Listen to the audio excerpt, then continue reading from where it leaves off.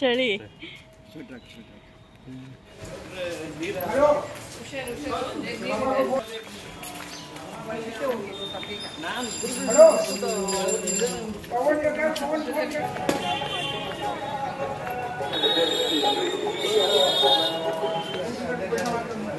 भैया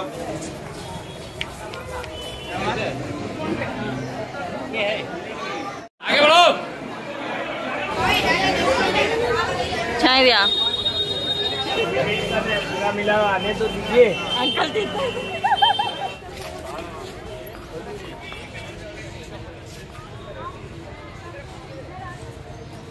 hi hello friends, welcome back to my channel middle class lifestyle. ಇವತ್ತಿನ ಬ್ಲಾಗಲ್ಲಿ ನಮ್ಮ ಕಾಶಿ ವಿಶ್ವನಾಥನ ದರ್ಶನ ಹೇಗಾಯಿತು, ಹಾಗೆ ಕಾಶಿಯಲ್ಲಿ ಯಾವ್ಯಾವ ಪ್ಲೇಸನ್ನು ನಾವು ಇವತ್ತು ಕವರ್ ಮಾಡಿದ್ವಿ ಅನ್ನೋದನ್ನು ನಿಮ್ಮ ಜೊತೆ ಹಂಚ್ಕೊಳ್ತಾ ಇದ್ದೀನಿ. ಹಿಂದಿನ ಬ್ಲಾಗಲ್ಲಿ ನೋಡಿರೋ ಹಾಗೆ ನಾವು ಫ್ಲೈಟಲ್ಲಿ ಬೆಂಗಳೂರಿಂದ ವಾರಣಾಸಿ ತಲುಪಿದ್ವಿ. ವಾರಣಾಸಿ ಏರ್ಪೋರ್ಟಿಂದ ನಾವು 4 ದಿವಸಕ್ಕೆ ಅಂತ ಬುಕ್ ಮಾಡಿರೋಂತಹ ಕಾರಲ್ಲಿ ನಮ್ಮ ಹೋಟೆಲ್ಗೆ ಬಂದು ರೀಚ್ ಆಗಿದ್ದೀವಿ. ಹೋಟೆಲ್ ಅಥವಾ ರೂಮ್ ಅಂತ ಹೇಳೋದಕ್ಕಿಂತ ನಾವು ಒಂದು ಮಠ ಮಾಡ್ಕೊಂಡಿದ್ದು. 4 ದಿವಸವೂ ಕೂಡ ನಾವು ಇದೇ ಮಠದಲ್ಲಿ ಇದ್ದಿದ್ದು. ಕರ್ನಾಟಕದವ್ರದೇ ಮಠ, ತುಂಬ ಜನ ಕರ್ನಾಟಕದವರು ಈ ಒಂದು ಮಠದಲ್ಲಿ ಉಳ್ಕೊಳ್ತಾರೆ. ಈ ಮಠವನ್ನು ಶೃಂಗೇರಿ ಮಠ ಅಂತ ಕೂಡ ಕರೀತಾರೆ, ಹಾಗೆ ಶಂಕರ್ ಮಠ ಅಂತಲೂ ಕೂಡ ಕರೀತಾರೆ. ಇಲ್ಲಿ ನಾವು ಚೆಕ್ ಇನ್ ಆಗ್ತಾ ಇದ್ದಂಗೆ ಶ್ರೀರಾಮ ಹಾಗೆ ಓಂ ನಮಃ ಶಿವಾಯ ಅಂತ ಬರೆಯುವಂಥ ಒಂದು ಪೇಪರ್ಗಳನ್ನ ಕೊಟ್ಟಿದ್ರು ನಮಗೆ. ನಾವೆಲ್ಲ ಶ್ರೀರಾಮ್ ಹಾಗೆ ಓಂ ನಮಃ ಶಿವಾಯ ಅಂತ ಬರೆದು ರಾತ್ರಿ ನಾವು ಊಟ ಮುಗಿಸ್ಕೊಂಡು ಅಲ್ಲೇ ಮಲ್ಕೊಂಡ್ವಿ. ಬೆಳಗ್ಗೆ ಬೇಗನೆ ಎದ್ದು ದರ್ಶನಕ್ಕೆ ಹೋಗಬೇಕಾಗಿತ್ತು.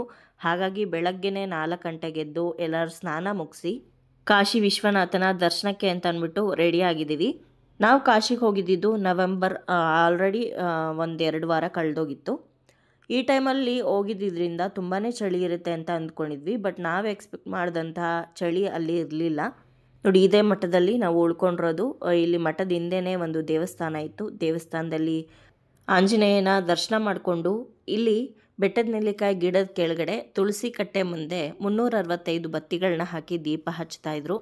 ಅದನ್ನೆಲ್ಲ ನೋಡ್ತಾ ಹಾಗೆ ಮರದ ಪ್ರದಕ್ಷಿಣೆ ಹಾಕಿ ಎಂಥ ಒಂದು ಒಳ್ಳೆ ದಿವಸ ನಾವು ಕಾಶಿ ವಿಶ್ವನಾಥನ ದರ್ಶನ ಮಾಡ್ತಾ ಇದ್ದೀವಿ, ಎಷ್ಟು ರಶ್ ಇರ್ಬೋದು ಅಂತ ಎಲ್ಲ ಮನಸ್ಸಿನಲ್ಲೇ ಲೆಕ್ಕಾಚಾರ ಹಾಕೊಳ್ತಾ ನಮ್ಮ ಕಾರ್ಗೋಸ್ಕರ ವೆಯ್ಟ್ ಮಾಡ್ತಾ ಇದ್ದೀವಿ. ಇಲ್ಲಿ ನನ್ನ ಮಗ ಸ್ವೆಟರ್ನ ರೂಮಲ್ಲೇ ಬಿಟ್ಬಿಟ್ಟು ಬಂದುಬಿಟ್ಟಿದ್ದಾನೆ. ಹಾಗಾಗಿ ಚಳಿ ಅಂದ್ಬಿಟ್ಟು ಒಂದು ಪಂಚೆ ಹೊದ್ಕೊಂಡಿದ್ದ, ಮತ್ತು ಸ್ವೆಟರ್ ತೊಗೊಂಡು ಬಂದು ಹಾಕಿದ್ದಾಯ್ತು ಅವನಿಗೆ.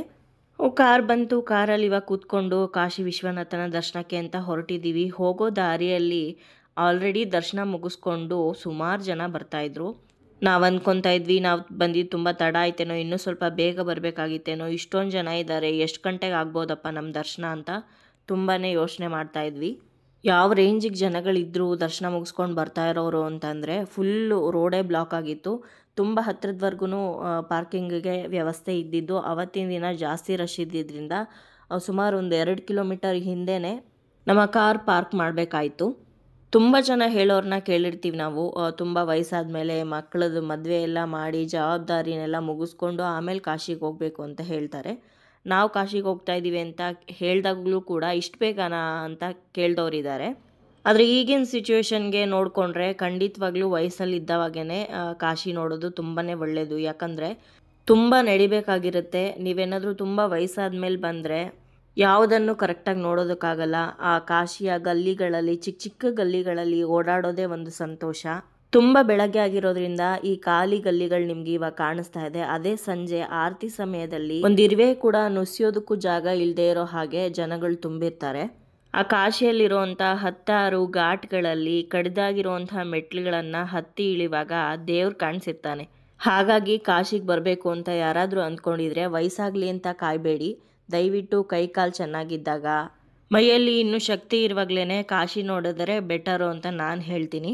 ನಮಗೆ ಇವತ್ತು ಕಾರ್ತಿಕ ಪೌರ್ಣಿಮೆ ಅಂತ ಗೊತ್ತಿಲ್ಲದೇ ನಾವು ಆಲ್ರೆಡಿ ಟಿಕೆಟ್ನ ಬುಕ್ ಮಾಡಿಬಿಟ್ಟಿದ್ವಿ. ಇಲ್ಲಿ ನೋಡ್ತಾ ಇರ್ಬೋದು, ಕಾರ್ತಿಕ ಪೌರ್ಣಿಮೆ ಆಗಿರೋದ್ರಿಂದ ಎಷ್ಟು ಜನ ಕ್ಯೂ ಅಲ್ಲಿ ನಿಂತಿದ್ದಾರೆ ಅಂತ. ಕಾಶಿಯಲ್ಲಿ ಕಾರ್ತಿಕ ಪೌರ್ಣಿಮೆ ಒಂದು ತುಂಬಾ ಫೇಮಸ್ ಆದಂಥ ಹಬ್ಬ, ದೇವ್ ದೀಪಾವಳಿ ಅಂತ ಕರೀತಾರೆ. ವಿಶೇಷವಾದಂತಹ ಆಚರಣೆ ಇರುತ್ತೆ ಅಲ್ಲಿ. ಹಾಗೆ ಕಾಶಿ ವಿಶ್ವನಾಥನ ದರ್ಶನ ಮಾಡೋದಕ್ಕಂತೂ ಸಿಕ್ಕಾಪಟ್ಟೆ ಜನಗಳು ಬರ್ತಾರೆ. ಈ ವಿಡಿಯೋದಲ್ಲಿ ಕಾಣಿಸ್ತಾ ಇರೋ ಹಾಗೆ ಕ್ಯೂ ನೋಡ್ತಾ ಇರ್ಬೋದು ನೀವು. ಸುಮಾರು ಒಂದು 3-4 ಕಿಲೋಮೀಟರ್ ಇದೇ ರೀತಿ ನಿಂತಿದ್ರು ಜನಗಳು. ಈ ಕ್ಯೂನ ನೋಡೇ ನಮಗೆ ಭಯ ಆಗೋಯ್ತು. ಎಷ್ಟು ಗಂಟೆಗೆ ಆಗ್ಬೋದು ದರ್ಶನ, ಇವತ್ತು ಪೂರ್ತಿ ದರ್ಶನದಲ್ಲೇ ಕಳೆದೋಗುತ್ತೇನೋ, ಬೇರೆ ಯಾವುದು ಪ್ಲೇಸ್ ನೋಡೋದಕ್ಕಾಗಲ್ವೇನೋ ಅಂತ ಅಂದ್ಕೊಂಡ್ವಿ. ಆದರೆ ನಮ್ಮ ಡ್ರೈವರ್ಗೆ ಸ್ವಲ್ಪ ಕಾಂಟ್ಯಾಕ್ಟ್ ಎಲ್ಲ ಇರುತ್ತಲ್ವ ಅಲ್ಲಿ, ಅವರು ಒಬ್ಬ ಪಂಡಿತ್ಜಿಯವ್ರನ್ನ ಕರೆಸಿ ಅವ್ರ ಮುಖಾಂತರ ನಮ್ಮ ದರ್ಶನನ ಸುಲಭ ಮಾಡಿಕೊಟ್ರು. ಆ ಪಂಡಿತ್ಜಿ ಮುಖಾಂತರ ನಾವು ಸ್ಪೆಷಲ್ ಟಿಕೆಟ್ನ ತಗೊಂಡು ಕಾಶಿ ವಿಶ್ವನಾಥನ ದರ್ಶನ ಮಾಡಿದ್ವಿ. ಒಂದು 2 ಅವರಲ್ಲೆಲ್ಲ ನಮಗೆ ದರ್ಶನ ಆಯಿತು. ಇನ್ನು ಕಾಶಿ ವಿಶ್ವನಾಥನ ದೇವಸ್ಥಾನದ ಒಳಗಡೆ ಯಾವುದೇ ಎಲೆಕ್ಟ್ರಾನಿಕ್ ಉಪಕರಣಗಳನ್ನು ತೊಗೊಂಡೋಗೋಂಗಿಲ್ಲ. ಮೊಬೈಲ್ ಆಗಿರ್ಬೋದು, ಕ್ಯಾಮ್ರಾ, ಬ್ಯಾಟ್ರಿಗಳ ಯಾವುದನ್ನು ಕೂಡ ಅಲೋ ಮಾಡೋದಿಲ್ಲ. ವಾಟರ್ ಬಾಟಲ್, ಮೆಟಲ್ ಐಟಮ್ಸ್ ಏನೇ ಇದ್ದರೂ ಕೂಡ ಅದನ್ನೆಲ್ಲ ನಾವು ಲಾಕರಲ್ಲೇ ಇಡಬೇಕು. ಇಲ್ಲಿ ದೇವಸ್ಥಾನದ ವತಿಯಿಂದ ಫ್ರೀ ಲಾಕರ್ ವ್ಯವಸ್ಥೆ ಕೂಡ ಇದೆ. ಹಾಗೆ ಪ್ರೈವೇಟ್ಗಲ್ಲೂ ಕೂಡ ನಿಮಗೆ ಸುಮಾರು ಲಾಕರ್ಗಳು ಇರುತ್ತೆ. ಫ್ರೀನೇ ಲಾಕರ್ಸು, ಆದರೆ ನಾವಲ್ಲಿಂದ ಪೂಜಾ ಸಾಮಗ್ರಿಗಳನ್ನ ತೊಗೊಂಡೋಗ್ಬೇಕಾಗತ್ತೆ. ನಮ್ಮ ಡ್ರೈವರ್ ಪರಿಚಯ ಮಾಡಿಕೊಟ್ಟಂತಹ ಪಂಡಿತ್ಜಿ ಅವರೇ ಒಂದು ಅಂಗಡಿ ಕರ್ಕೊಂಡು ಬಂದರು, ಆ ಲಾಕರಲ್ಲೆಲ್ಲ ಇಡಿಸಿದ್ರು. ಹಾಗೆ ಸ್ಪೆಷಲ್ ದರ್ಶನದ ಟಿಕೆಟ್ ಕೂಡ ಅವರೇ ತೊಗೊಂಡು ಬಂದು 1.5 ಅಥವಾ 2 ಅವರ್ ಒಳಗಡೆ ನಮಗೆ ದರ್ಶನ ಮಾಡಿ ಸೇಫಾಗಿ ಹೊರಗಡೆ ಕರ್ಕೊಂಡು ಬಂದರು. ಕಾಶಿ ವಿಶ್ವನಾಥನ ದೇವಸ್ಥಾನದ ಒಳಗಡೆ ಕಾಶಿ ವಿಶ್ವನಾಥ ಹಾಗೆ ಅನ್ನಪೂರ್ಣೇಶ್ವರಿ ಎರಡೂ ದೇವರ ದರ್ಶನವನ್ನು ನಾವು ಮಾಡ್ಬೋದು. ದೇವಸ್ಥಾನದ ಪ್ರಾಂಗಣದ ಒಳಗಡೆ ಮೊಬೈಲ್ ಅಲೋ ಇಲ್ಲದೆ ಇರೋ ಕಾರಣ ಏನು ವಿಡಿಯೋ ಶೂಟ್ ಮಾಡೋದಕ್ಕಾಗಿಲ್ಲ. ಎಷ್ಟು ಸಾಧ್ಯನೋ ಅಷ್ಟು ಮಾತ್ರನೇ ತೋರಿಸಿದ್ದೀನಿ. ದರ್ಶನ ಎಲ್ಲ ಮುಗಿಸ್ಕೊಂಡು ಹೊರಗಡೆ ಬಂದ ಮೇಲೆ ಇಲ್ಲಿ ಪಂಡಿತ್ಜಿನೇ ನಿಲ್ಲಿಸಿ ಎಲ್ರದ್ದು ಫೋಟೋ ತೆಕ್ಕೊಟ್ರು. ಹಾಗೆ ನೀವೇನಾದರೂ ಏನು ಪ್ಲ್ಯಾನ್ ಮಾಡದೆ ಕಾರ್ ಆಗಿರ್ಬೋದು ಅಥವಾ ರೂಮ್ಸ್ ಆಗಿರ್ಬೋದು ಏನು ಬುಕ್ ಮಾಡ್ಕೊಳ್ದೆ ಹಾಗೆ ಡೈರೆಕ್ಟಾಗಿ ಕಾಶಿಗೆ ಬಂದುಬಿಟ್ಟಿದ್ದೀರಾ, ಇಲ್ಲಿಂದ ಎಲ್ಲಿಗಾದರೂ ಹೋಗಬೇಕು ಅಂತಂದರೆ ಇವ್ರನ್ನ ನೀವು ಕಾಂಟ್ಯಾಕ್ಟ್ ಮಾಡ್ಬೋದು. ಅಯೋಧ್ಯೆ, ಪ್ರಯಾಗ್ರಾಜ್, ಗಯಾ, ಬೋಧ್ ಗಯಾ ಎಲ್ಲದನ್ನು ಕೂಡ ತೋರಿಸ್ಕೊಂಡು ಬರ್ತಾರೆ. ನೀಲ್ಕಾಂತ್ ಟೂರ್ಸ್ ಆ್ಯಂಡ್ ಟ್ರಾವೆಲ್ಸ್ ಅಂತ. ಇವತ್ತೇನಾದರೂ ನಾವು ಪಂಡಿತ್ಜಿ ಮುಖಾಂತರ ಸ್ಪೆಷಲ್ ದರ್ಶನ ತಗೊಳ್ದೆ ನಾವು ದೇವ್ರ ದರ್ಶನಕ್ಕೆ ಹೋಗಿದ್ದಿದ್ರೆ ಸುಮಾರು ಸಂಜೆ ಆಗ್ತಾಯಿತ್ತೇನೋ ದೇವ್ರ ದರ್ಶನ ಎಲ್ಲ ಮುಗಿಯೋ ಅಷ್ಟರಲ್ಲಿ. ಇಲ್ಲಿ ನಮಗೆ 6 ಜನಕ್ಕೆ ಸ್ಪೆಷಲ್ ದರ್ಶನ 1,500 ಆಯಿತು. ಜೊತೆಗೆ ನಾವು ಪಂಡಿತ್ಜಿಗೆ ಎಕ್ಸ್ಟ್ರಾ ದುಡ್ಡು ಕೊಡಬೇಕಾಗತ್ತೆ. ಆ್ಯಕ್ಚುಲಿ ಒಂದು ನೆನಪಲ್ಲಿ ಇಟ್ಕೊಳ್ಳಿ, ಪಂಡಿತ್ಜಿ ಯಾರು ನಿಮ್ಮನ್ನ ಕರ್ಕೊಂಡೋಗಿ ದರ್ಶನ ಮಾಡಿಸ್ಕೊಂಡು ವಾಪಸ್ ಕರ್ಕೊಂಬರ್ತಾರೋ ಅವರು ತುಂಬಾ ಡಿಮ್ಯಾಂಡ್ ಮಾಡ್ತಾರೆ. ಅಷ್ಟೆಲ್ಲ ಕೊಡೋದಕ್ಕೆ ಸಾಧ್ಯ ಆಗೋದಿಲ್ಲ. ತುಂಬ ಅಂದರೆ ಒಂದು 5,000, 6,000 ಆ ರೀತಿ ಎಲ್ಲ ಕೇಳ್ತಾರೆ. ನಿಮ್ಮ ಕೈಲಿ ಎಷ್ಟು ಸಾಧ್ಯನೋ ಅಷ್ಟನ್ನು ಕೊಟ್ಟು ನೀವು ಇಷ್ಟೇ ಸಾಧ್ಯ ಆಗೋದು ನಮ್ಮ ಕೈಲಿ, ನಮ್ಮ ಹತ್ರ ಇರೋದು ಇಷ್ಟೇ ಅಂತ ಹೇಳಿ ಬಾರ್ಗೇನ್ ಮಾಡಿ ಎಷ್ಟಾಗುತ್ತೋ ಅಷ್ಟನ್ನ ಕೊಟ್ಟು ಬರಬೇಕು. ಇಲ್ಲಾಂದರೆ ತುಂಬಾ ಡಿಮ್ಯಾಂಡ್ ಮಾಡ್ತಾರೆ. ಅಲ್ಲಿರೋರೆಲ್ಲರದ್ದು ಕೂಡ ಅದೇ ಬಿಸ್ನೆಸ್ಸು. ಬೇಗ ದರ್ಶನ ಮಾಡಬೇಕಾಗಿತ್ತು, ಹಾಗಾಗಿ ಸ್ವಲ್ಪ ಖರ್ಚಾದರೂ ಪರವಾಗಿಲ್ಲ ಅಂತ ಅಂದ್ಬಿಟ್ಟು ನಾವು ಸ್ಪೆಷಲ್ ದರ್ಶನಕ್ಕೆ ಹೋಗಿ 2 ಅವರ್ಸಲ್ಲೆಲ್ಲ ದರ್ಶನ ಮುಗಿಸ್ಕೊಂಡು ಬಂದ್ವಿ. ಇಲ್ಲ ನಮ್ಮ ಕೈಲಿ ಅಷ್ಟೆಲ್ಲ ಖರ್ಚು ಮಾಡೋದಕ್ಕಾಗಲ್ಲ, ನಾವು ಫ್ರೀ ದರ್ಶನನೇ ಮಾಡ್ತೀವಿ ಅಂತಂದರೆ ಖಂಡಿತವಾಗ್ಲೂ ಮಾಡ್ಬೋದು. ಕಾಶಿ ವಿಶ್ವನಾಥನ ದರ್ಶನ ಮುಗಿದ ಮೇಲೆ ತಿಂಡಿ ಮುಗಿಸ್ಕೊಂಡು ಇವಾಗ ಇಲ್ಲಿ ಟೀ ಕುಡಿತಾ ಇದ್ದೀವಿ. ಕಾಶಿಯಲ್ಲಿ ಫೇಮಸ್ ಈ ಮಟ್ಕಾ ಚಾಯ್. ನಿಮಗೆ ಈ ಕಡೆ ಎಲ್ಲ ಕಾಫಿ ತುಂಬಾ ಕಡಿಮೆ, ಟೀ ಜಾಸ್ತಿ. ಪ್ರತಿ ಗಲ್ಲಿಯಲ್ಲೂ ಕೂಡ ಟೀ ಮಾರ್ತಾ ಇರ್ತಾರೆ. ಅದರಲ್ಲೂ ಈ ಯೂಸ್ ಆ್ಯಂಡ್ ಥ್ರೋ ಮಣ್ಣಿನ ಲೋಟಗಳಲ್ಲಿ ಟೀ ಅಂತೂ ಅಲ್ಟಿಮೇಟ್ ಆಗಿರುತ್ತೆ. ಶುಂಠಿ, ತುಳಸಿ ಎಲ್ಲ ಹಾಕಿ ಮಾಡಿರ್ತಾರೆ. ಹಾಗೆ ಆ ಮಣ್ಣಿನ ಲೋಟದಲ್ಲಿ ಹಾಕಿರೋದ್ರಿಂದ ಆ ಮಣ್ಣಿನ ಫ್ಲೇವರು ಕೂಡ ತುಂಬಾ ಚೆನ್ನಾಗಿರುತ್ತೆ. ಕಾಶಿಗೆ ಬಂದವರು ಮಿಸ್ ಮಾಡದೆ ಈ ಮಟ್ಕಾ ಚಾಯನ್ನು ಒಂದ್ಸಲ ಟ್ರೈ ಮಾಡಲೇಬೇಕು. ಇಲ್ಲಿ ನಾವು ಟೀ ಕುಡಿದು ನೆಕ್ಸ್ಟ್ ನಾವು ಬಂದಿರುವಂಥದ್ದು ಕಾಲಭೈರವೇಶ್ವರನ ದರ್ಶನ ಮಾಡೋದಕ್ಕೆ. ಕಾಶಿಯಲ್ಲಿ ನೋಡಲೇಬೇಕಾದಂತಹ ಪ್ರಮುಖ ದೇವಸ್ಥಾನಗಳಲ್ಲಿ ಕಾಲಭೈರವೇಶ್ವರ ದೇವಸ್ಥಾನ ಕೂಡ ಬಹಳನೇ ಪ್ರಮುಖವಾದಂಥದ್ದು.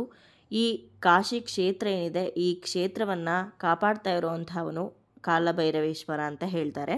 ಕೆಲವರು ಹೇಳೋ ಪ್ರಕಾರ ಕಾಶಿ ವಿಶ್ವನಾಥನ ದರ್ಶನಕ್ಕೂ ಮುಂಚೆ ಕಾಲಭೈರವೇಶ್ವರನ ದರ್ಶನ ಮಾಡಬೇಕು ಅಂತ ಹೇಳ್ತಾರೆ. ಆದರೆ ನಮಗೆ ನಮ್ಮ ರೂಮಿಂದ ಕಾಶಿ ವಿಶ್ವನಾಥನ ದೇವಸ್ಥಾನ ಹತ್ತಿರ ಇತ್ತು. ಹಾಗೆ ಅವತ್ತಿನ ದಿವಸ ಕಾರ್ತಿಕ ಪೌರ್ಣಮಿ ಆಗಿದ್ದರಿಂದ ತುಂಬ ತಡ ಆದರೆ ಜಾಸ್ತಿ ಜನ ಆಗೋಗ್ತಾರೆ ಅಂತ ಅಂದ್ಬಿಟ್ಟು ಮೊದಲು ನಾವು ಕಾಶಿ ವಿಶ್ವನಾಥನ ದರ್ಶನ ಮಾಡಿ ಅನಂತರ ಇವಾಗ ಕಾಲಭೈರವೇಶ್ವರನ ದೇವಸ್ಥಾನಕ್ಕೆ ಬಂದಿದ್ದೀವಿ. ಇಲ್ಲೂ ಕೂಡ ಅಷ್ಟೇ, ನೀವು ಚಪ್ಪಲಿಗಳನ್ನೆಲ್ಲ ಬಿಡ್ತೀರಾ ಅಂತಂದರೆ ಫ್ರೀಯಾಗಿಯೇ ಏನು ಅಮೌಂಟ್ ಏನು ಇಸ್ಕೊಳ್ಳಲ್ಲ. ಆದರೆ ಅಲ್ಲಿ ನೀವು ದೇವರ ಪೂಜೆಗೆ ಪೂಜಾ ವಸ್ತುಗಳನ್ನು ತಗೋಬೇಕಾಗತ್ತೆ. ತುಳಸಿ ಮಾಲೆ, ಹೂವಿನ ಮಾಲೆಗಳು, ಹಾಗೆ ಕಾಲಭೈರವೇಶ್ವರನಿಗೆ ಎಳ್ಳೆಣ್ಣೆ, ಕೈಗೆ ಕಟ್ಕೊಳ್ಳುವಂತಹ ದಾರ, ಹಾಗೆ ಪ್ರಸಾದ ಇಷ್ಟನ್ನು ಕೊಡ್ತಾರೆ 250 ರೂಪಾಯಿಗೆ.